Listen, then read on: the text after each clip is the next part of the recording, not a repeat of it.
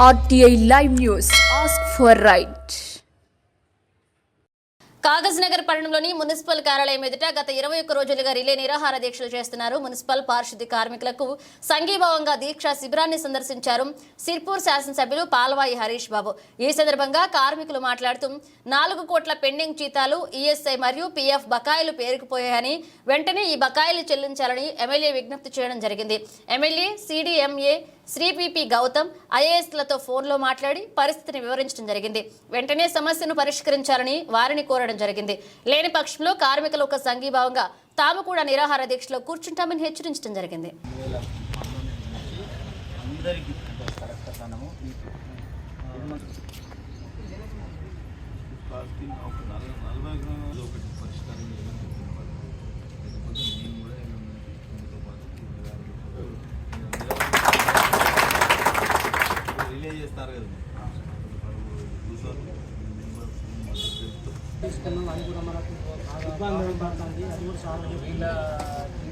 Municipal కార్మికుల relay నిరాహార దీక్షలకు, ధర్నాలకు 21 రోజులు జరుగుతున్నాయి.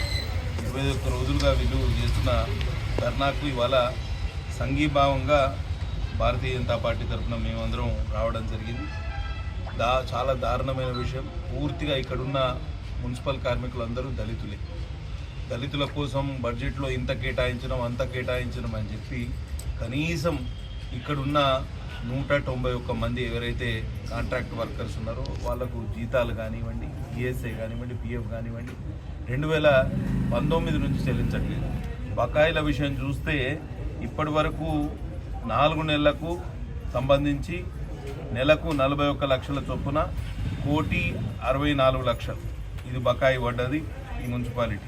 అట్లనే పిఎఫ్ కింద 1,95,00,000, ఈఎస్ఐ బకాయిలు 40 లక్షలు, మొత్తంగా కలిపితే సుమారు 4 కోట్ల రూపాయల బకాయిలు ఉన్నాయి. రెక్కాడితే డొక్కాడని పరిస్థితిలో వీళ్ళున్నారు. కిరాణా షాపుల వాళ్ళు కనీసం ఉద్దర కూడా ఇచ్చే పరిస్థితి లేదు. మరి వీళ్ళను గోసపుచ్చుకొని ఏం సాధిస్తుంది గవర్నమెంట్? కాబట్టి నేను ఇది ఇప్పుడే అడిషనల్ సిడిఎంఏ గారికి, తర్వాత సిడిఎంఏ గౌతమ్ గారికి, ఐఏఎస్ గారికి, వారికి కూడా ఫోన్ చేసి విషయం తెలియజెప్పడం జరిగింది. అడిషనల్ కలెక్టర్, లోకల్ బాడీస్ గారికి కూడా విషయం తెలియజెప్పడం జరిగింది. తప్పకుండా ఈ సమస్య పరిష్కారం కోసం పూనుకోవాల్సిన అవసరం ఉన్నది. కార్మికులకు అండగా ఉంటాం. 2 రోజుల్లో ఈ సమస్య పరిష్కారం కాకపోతే వీరితో పాటు మేము కూడా నిరాహార దీక్ష కూర్చుంటాం. తప్పకుండా ఈ సాధక బాధకాల్లో పాలు పంచుకుంటాం. చాలా దారుణం. కాగజ్నగర్ పట్టణం ఇప్పటికే చెత్తతోటి నిండిపోయింది. 21 రోజులుగా ఎక్కడ శానిటేషన్ వర్క్స్ జరుగుతలేవు. ఎవ్వరూ కనీసం రోడ్లపైన తిరగలేని పరిస్థితి. పందులు స్వైర విహారం చేస్తున్నాయి. కుక్కల బెడద చాలా ఎక్కువ ఉన్నది. ఎక్కడ మినిమల్ మెయింటెనెన్స్ కూడా జరుగుతలేదు. తప్పకుండా వీళ్ళకు అండగా ఉండాల్సిన ప్రభుత్వ అధికారులు. నేను రేపు మండలి వైస్ చైర్మన్ గారు కూడా ఇక్కడ జెండా వందనం కార్యక్రమం కోసం ఆశీర్వాదం వస్తారు. వారికి కూడా ఈ విషయం తెలియపే ప్రయత్నం తప్పకుండా చేస్తా. తప్పకుండా సిడిఎంఏ గారు ఈ విషయంలో ఆలోచన చేయాలి. ప్రిన్సిపల్ సెక్రటరీ ఎవరైతే మున్సిపల్ అడ్మినిస్ట్రేషన్ ఉన్నారో వారికి కూడా ఈ విషయం తెలియపే ప్రయత్నం తప్పకుండా చేస్తాం. తప్పకుండా ఈ సమస్య పరిష్కారం కావాలి. ఈ కార్మికులకు అండగా నిలవాల్సిన మున్సిపాలిటీ, ఈ కార్మికులకు ఇంత పెద్ద ఎత్తున బకాయిలు పడడం చాలా దారుణం. 2023 జూన్ నుంచి పట్టణ ప్రగతి కింద ₹1 ఈ మున్సిపాలిటీకి రాలేదు. గత 9 నెలలుగా ఈ మున్సిపాలిటీకి ₹1 కూడా రాలేదు. గ్రామ పంచాయతీలకు ₹1 వస్తలేదు, మున్సిపాలిటీకి ₹1 వస్తలేదు. స్వచ్ఛదనం పచ్చదనం కింద చెట్లు పెట్టమని ప్రభుత్వం పురమాయించింది, కానీ ₹1 విడుదల చేయలేదు. కనీసం ట్రీ గార్డ్స్ కోసం కూడా డబ్బులు విడుదల చేయని పరిస్థితి. మరి ఇటువంటి పరిస్థితుల్లో మున్సిపాలిటీలు ఎక్కడ, చిన్న మున్సిపాలిటీలు ఎట్లా నడుస్తాయి? ప్రాపర్టీ ట్యాక్స్ కలెక్షన్ ప్రాపర్గా లేదు. ఓవైపు సిర్పూర్ పేపర్ మిల్లు మొత్తం పట్టణంలోని సగానికి ఎక్కువ భాగం వాళ్ళ ఖాతాలో రాలేదు. ఇది మొత్తం కూడా ఇప్పుడు ఏంటి అని అడిగితే మొత్తం దీని అమౌంట్ మొత్తం 2 కోట్లకు వచ్చింది. ఈఎస్ఐ 40 లక్షలు అయింది. ఈ మధ్య కాలంలోనే 3 కార్మికులు కూడా మా కార్మికులు చనిపోతే వాళ్ళకు బెనిఫిట్స్ ఏవైతే రావాల్సి ఉందో కేంద్ర ప్రభుత్వం నుంచి కూడా కొంత ఇన్సూరెన్స్ ఉంటే ఒక కార్మికులు అది నామినీ ఉంటే 7 లక్షలు వచ్చేది. ఆ డబ్బులు కట్టకపోవడం వల్ల అది కూడా లాస్ అయినాము. ఇంకా ఈఎస్ఐ నుంచి కూడా మట్టి ఖర్చులకు 15,000 వచ్చేటి. వాళ్ళ కుటుంబంలో ఎవరన్నా ఉంటే వాళ్ళకి 8,000 పెన్షన్ వచ్చేది. అది కూడా ఇవాళ మేము కార్మికులుగా మొత్తం లాస్ అయిపోయినాము. వాళ్ళు చనిపోయిన కాదు, ఇప్పుడు ఉన్న వాళ్ళు చనిపోయినా కూడా మా కుటుంబానికి కానీ మాకు కానీ ₹1 రాని పరిస్థితి ఉన్నది.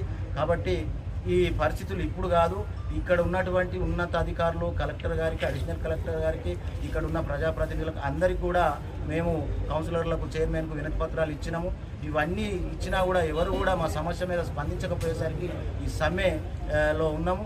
దీన్ని ఈరోజు మా సమ్మెను ఉద్దేశించి మన గౌరవనీయులు మన సిర్పూరు శాసనసభ్యులు గారు మా వద్దకు వచ్చి మాకు ఏంటి అంటే ఇప్పుడున్న ఈ సమస్య మీద తక్షణమే పై అధికారులతోటి మాట్లాడి, అట్లనే మాకున్నటువంటి CDM తోటి కావచ్చు, ఇంకా ఉన్నత అధికారులతోటి మా ముందే ఇక్కడ మాట్లాడి తక్షణమే ఒక 2-3 రోజులలో ఈ సమస్యకు పరిష్కారం అయ్యే దిశగా నా బాధ్యత ఉంటుంది. తప్పకుండా మీకు ఏమున్నా కూడా సహాయ సహకారాలు అందిస్తా.